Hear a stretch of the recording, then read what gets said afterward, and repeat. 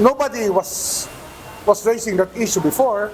Joel Villanueva kept quiet through all the years. Ombudsman Martirez never spoke about it. Di ba? Parang secret decision siya. Alam niyo ba yon? Did you know about it? Nobody knows about it. Nasurpresa si Ombudsman Crispin Remulla sa anya'y sekretong desisyon ni dating Ombudsman Samuel Martirez sa pagpapawalang saysay ng dismissal order laban kay Senador Joel Villanueva. Kaugnay ito sa umano'y maanumalyang paggamit nito ng 10 milyong pisong alokasyon para sa pork barrel. Partikular ito noong siya ay nagsilbi bilang SIBAC Party List Representative noong 2016. Ngayong umaga, sinabi ni Remulla na susulat ito sa Senado para sa dismissal order ng senador.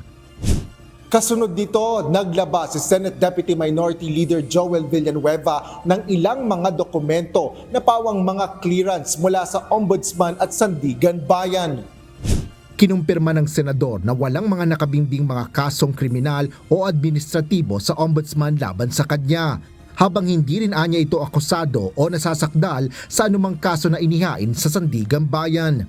May pinakita rin itong dokumento na pawang desisyon ng Ombudsman kaugnay ng naturang kaso na may petsang July 2019. Nakasulat dito na walang probable cause laban kay Villanueva at ang pirma na nakalagay sa ibabaw ng kanyang pangalan ay forged o ginaya lamang at na-dismiss na ang kaso. Sa mensahe ni Senador Villanueva sa mga mamamahayag sa Senado, sinabi nito na inaasahan na nila ang posibleng harassment at fake news laban sa kanya. Sinabi rin nito na nauna niyang hiningi ang mga clearance na may mga petsang September 9 at 10 dahil sa paghahain nito ng mga kaso laban sa mga fake news spreader. Kaugnay nito, nagbago ang desisyon ni Ombudsman Remulla kaugnay ng nauna nitong plano na sumulat sa Senado para sa implementasyon ng dismissal order laban kay Senador Villanueva. Hindi na.